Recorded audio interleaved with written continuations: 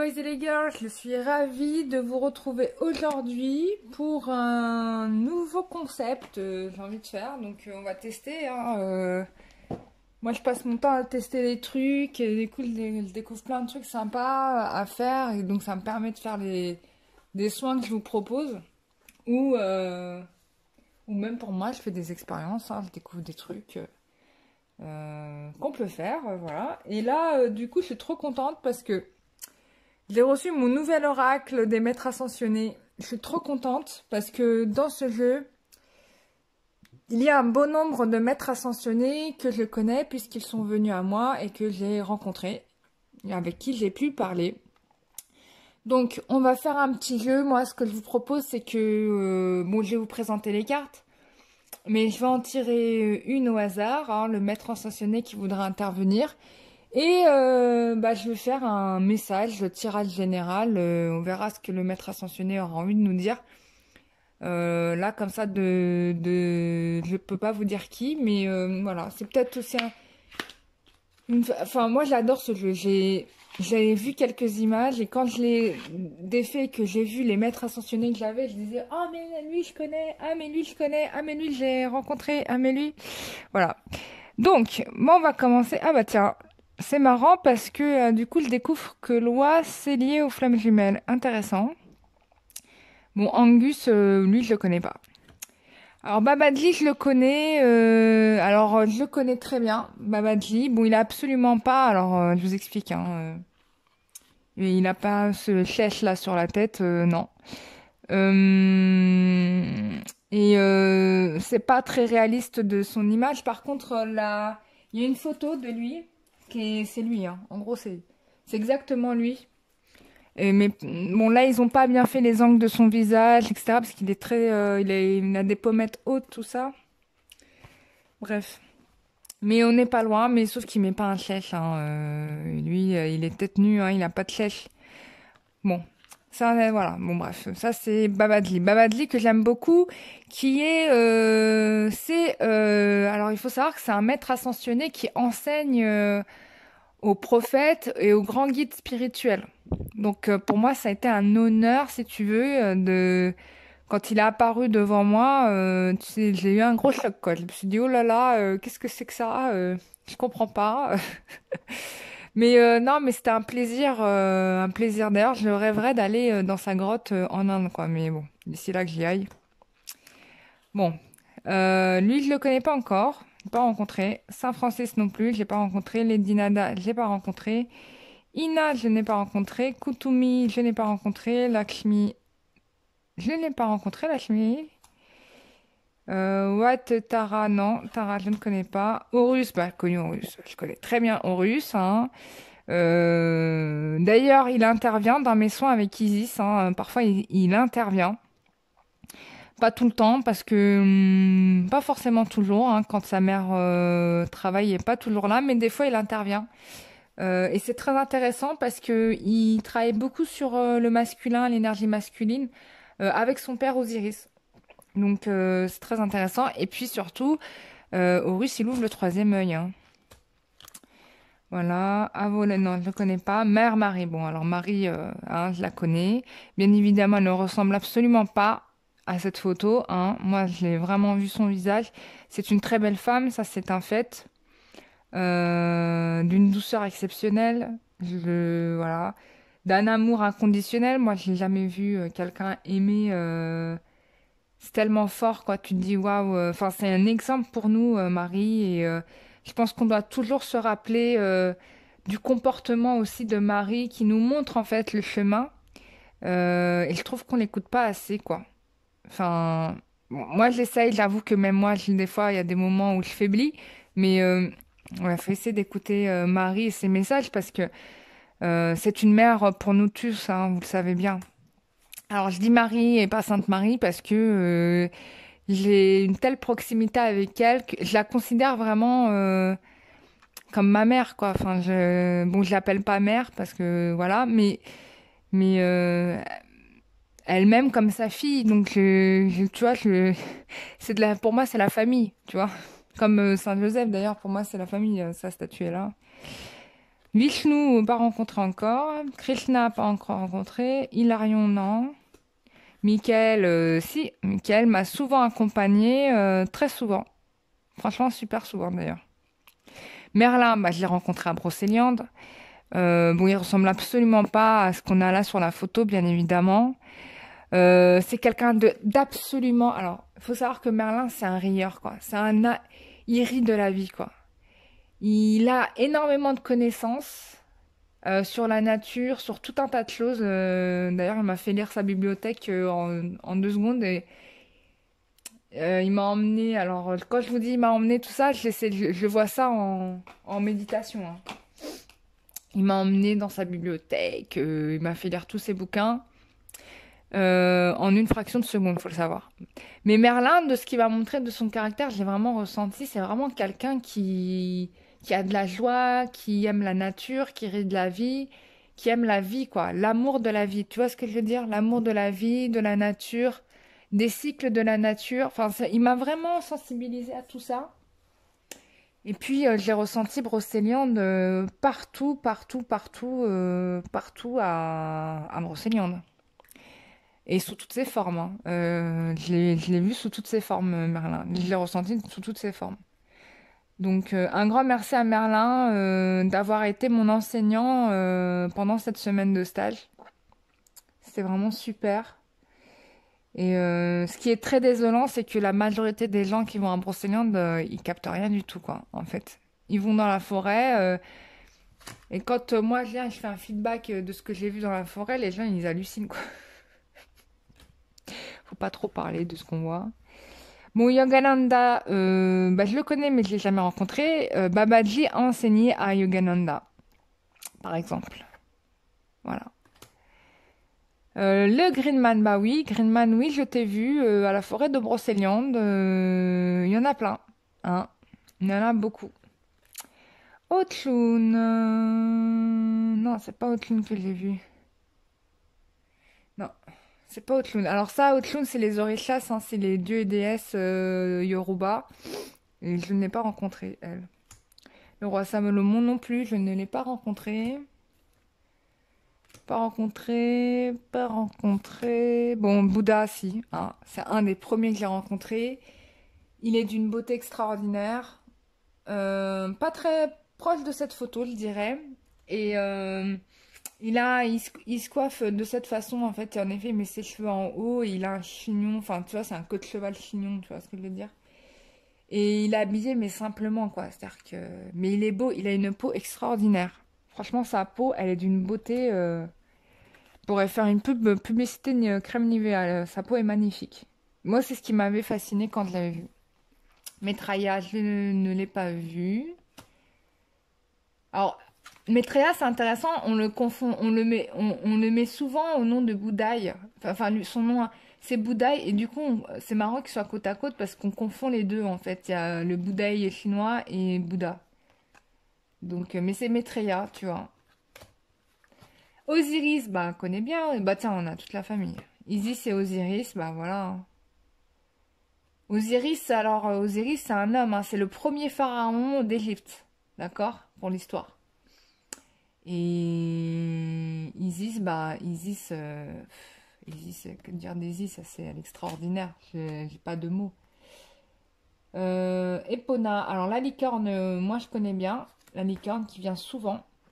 Et je l'ai beaucoup vue pour le coup à Brocéliande, qui était là avec nous aussi.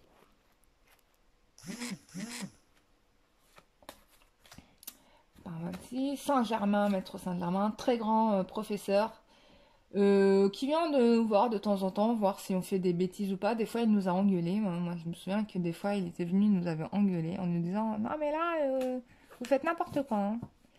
Bon, là, il n'est pas venu m'engueuler, donc ça va. Melchisedec, alors quand j'ai vu sa photo, j'étais trop contente. Alors lui, c'est le haut de c'est le haut de la pyramide pour moi. Grand maître spirituel, gardien des secrets christiques. Enfin, il a une maîtrise de. Enfin, moi, je le vois comme ça, en fait. Et je le vois avec beaucoup de lumière blanche. Et du coup, je pense à la fraternité blanche.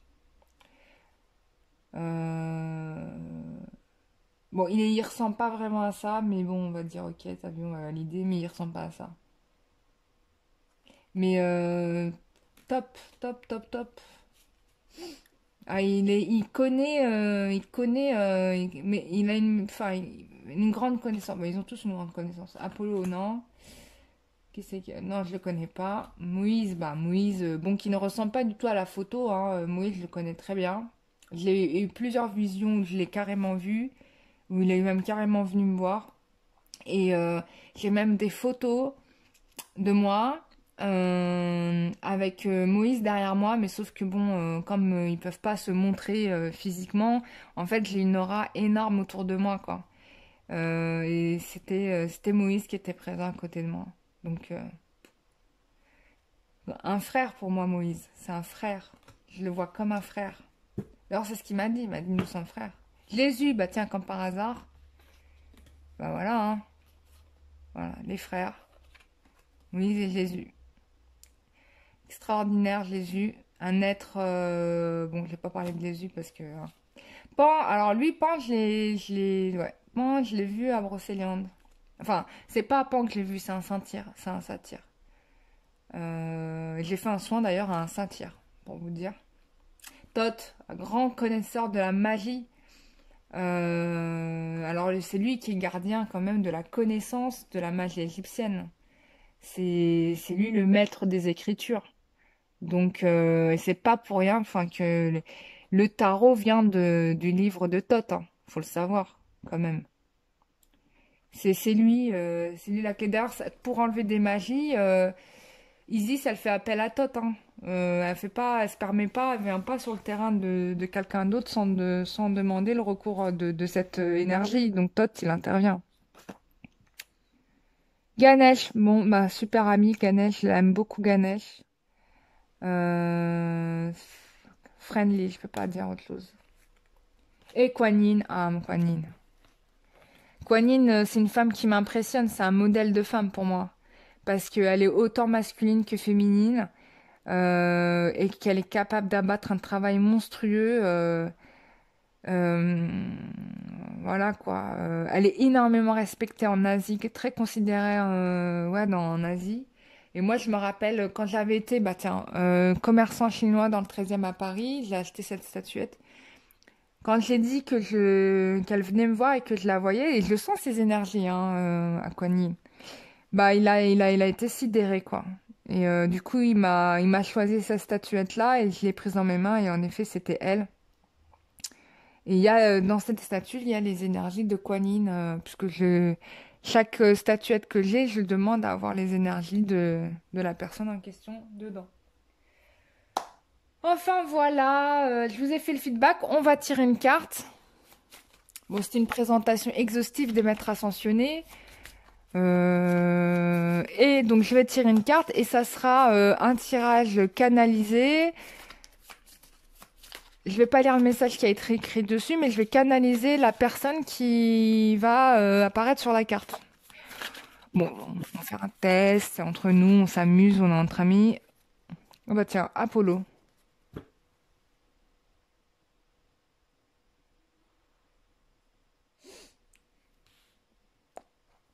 Alors,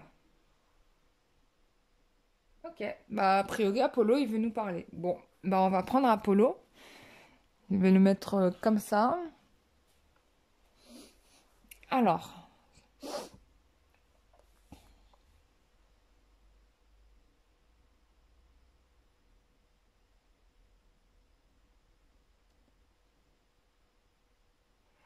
bon.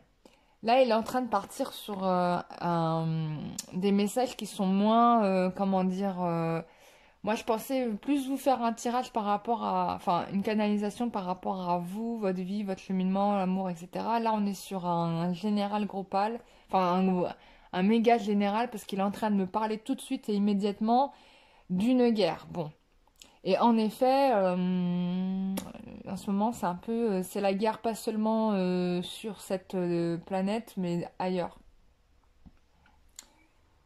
Euh, Bon voilà, il veut juste nous prévenir de ça. Il nous demande d'élever nos consciences, hein, bien évidemment, que toutes les forces vives sont nécessaires pour pouvoir la mener, et pour pouvoir mener cette guerre, il faut des prises de conscience de ce qu'est, de certaines choses, de certains éléments, quoi. Donc là où il est rassurant, bien évidemment, c'est qu'il sait que de plus en plus de personnes le sont, mais que il en manque encore, quoi. Donc là, il nous demande vraiment d'élever nos vibrations, d'entrer en méditation pour faire ça, parce que toutes les énergies positives sont nécessaires. Parce que... ouais, c'est ça.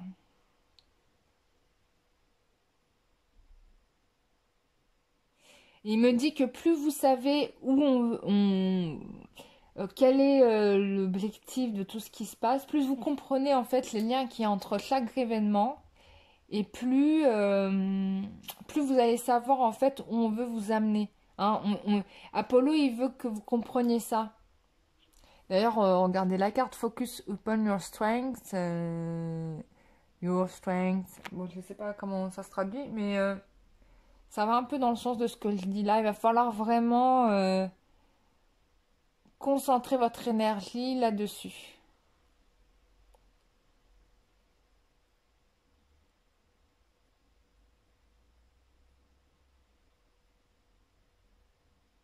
Bon, bah c'est tout pour Apollo. Merci Apollo. Alors, j'ai posé une question. Est-ce que... Bon. Apollo, c'est toujours un être de lumière non incarné. Enfin, un maître ascensionné non incarné. Allez, on y va. Ensuite, quel est le personnage suivant? Est-ce qu'il y a quelqu'un qui veut nous parler? Bon, j'ai potentiellement pas besoin des cartes, hein, on me dit, mais bon. Je le fais, c'est plus pour vous. Ah bah tiens. Ah bah tiens. Il y en a deux autres qui sont tombés. Il y en a plus. Ba Paramahansa Yogananda. Bon, je vais voir s'il est là.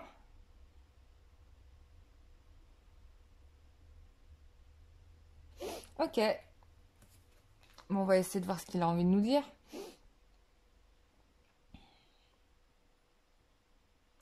Alors, il nous explique que la méditation, c'est une forme de soin en fait. Parce que par la méditation, et en laissant parler votre imagination, vous libérez des charges émotionnelles qui polluent votre âme et votre corps. Donc, il explique que pour ce faire, il faut que vous imaginiez qu'une boule de lumière prenne sa place au niveau du chakra racine et augmente de volume. Et il vous dit de faire ça par 3 fois. Voilà, moi c'est ce qu'il est en train de me montrer.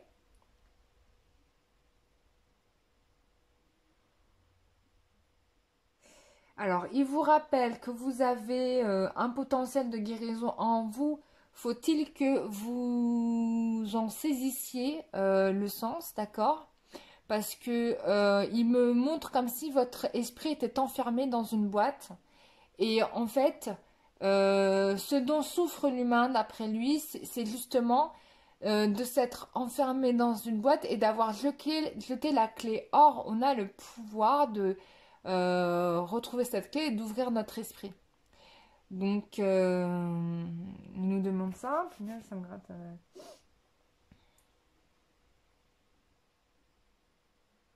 Alors, il vous explique que votre enveloppe corporelle, comment dire, c'est comme si vous mettiez, je sais pas, c'est un contenant en fait, c'est un contenant, mais que votre âme en fait est en mesure de prendre bien plus de place que votre corps physique en question. Et il me explique qu'on le voit bien par rapport au corps énergétique. Hein. Et en effet, les corps énergétiques dépassent largement l'enveloppe corporelle. On peut sentir une présence selon la, votre corps énergétique à 6, 7 mètres, 8 mètres, 12 mètres, hein, tu vois. Moi, ça m'est arrivé de sentir la présence d'une personne bien avant qu'elle arrive, c'est-à-dire je crois, tellement son énergie était forte, à 120 mètres, hein, si je me trompe pas. Enfin, je la sentais dans les lieux, je sentais son énergie sans pour autant l'avoir vue. Je savais que la personne était là. Mais ça, c'est rare, des gens qui ont des enveloppes corporelles aussi fortes, quoi. Bon, alors, ensuite, Yonagananda, qu'est-ce que tu veux nous dire? Alors, il m'explique qu'il sait que la préoccupation principale, c'est notre quête d'amour.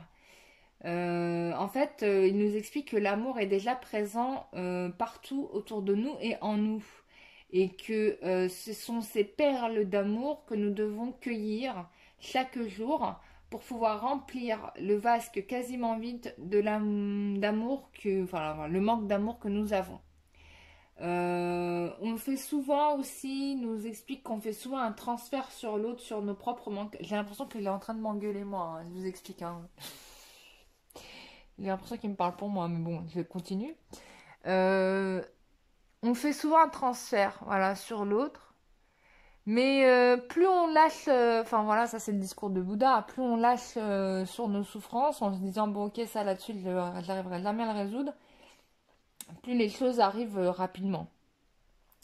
Parce qu'on ne peut pas tout résoudre et on ne peut pas tout résoudre à la place de l'autre. Et des fois même c'est un mieux parce que en effet la personne en question ne nous correspond pas, même si on est particulièrement attaché et que c'est difficile de se dire attends on va changer de voie.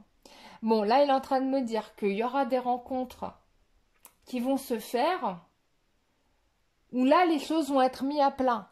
Hein, alors soit c'est vous allez faire une nouvelle rencontre en effet et donc du coup la personne va très rapidement jouer franc jeu avec vous, soit c'est vraiment quelqu'un que vous connaissez ou de votre passé qui là va vraiment, il va prendre 5 minutes avec vous, il va mettre vraiment les choses à plat et il va dire écoute là, on va régler nos affaires maintenant, voilà je te dis la vérité, machin. On peut avoir ça. Enfin, on peut avoir ça. Moi, Yogananda, c'est ce qu'il me dit. Il me dit que il y aura ça. Et il y aura ça pourquoi? Parce que vous aurez travaillé sur vous et que vous aurez lâché les choses auxquelles vous teniez le plus. Vous aurez renoncé à ce que voilà, vous aviez par exemple envie, je sais pas, d'être en couple avec cette personne, mais à partir du moment où vous décidez de ne plus l'être, bah c'est là, c'est l'inverse qui se passe. C'est-à-dire que c'est la personne qui vous fouillait qui revient, parce qu'elle se dit attends, si je fais ma vie sans la personne, X, Y est égal moins 2 en fait, je vais me retrouver tout seul et dans ma galère, quoi. Tu vois ce que je veux dire? Bon, je rigole un petit peu, je fais genre... Il fait ses calculs mathématiques, voilà, mais bon, c'est plus pour blaguer, bien sûr. Hein. Euh, oui, bah oui, il va se rendre compte de ça, en fait. Il va se rendre compte à quel point vous êtes indispensable. Mais il faut savoir que cette personne aussi a un cheminement intérieur à faire. Et que vous êtes un modèle en cela. Voilà, vous êtes un modèle. Et à chaque victoire que vous avez, déjà d'une, un, il est fasciné, deux, il se dit waouh, elle progresse et moi je fais du surplace. Euh,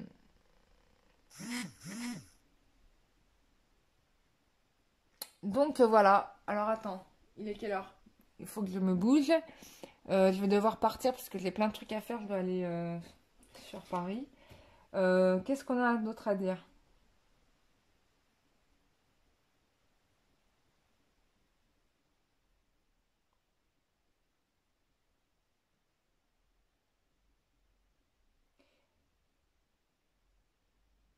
En fait, ce qui nous rappelle, c'est on n'a pas de pouvoir sur l'autre.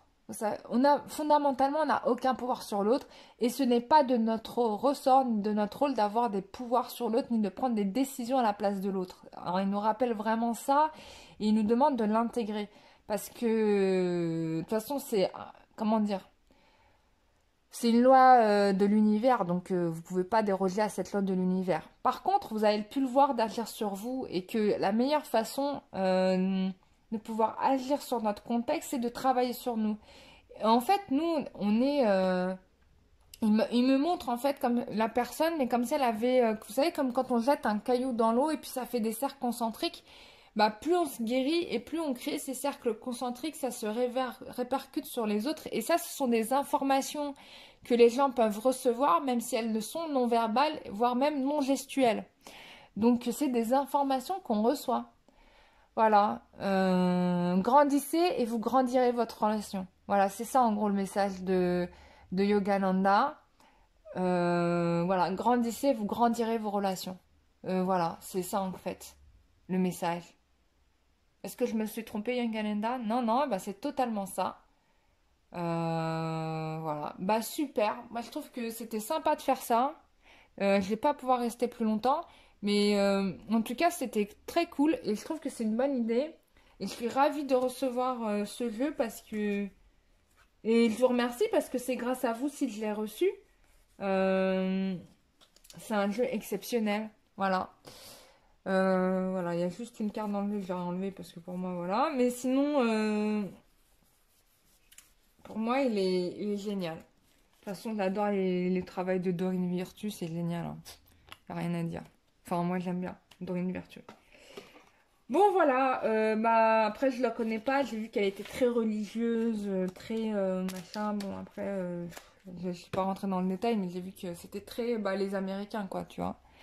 Donc, je crois, je sais plus quels... ils sont protestants, les Américains. Enfin, je sais pas quelle religion ils sont, mais en tout cas, il y a une très forte croyance...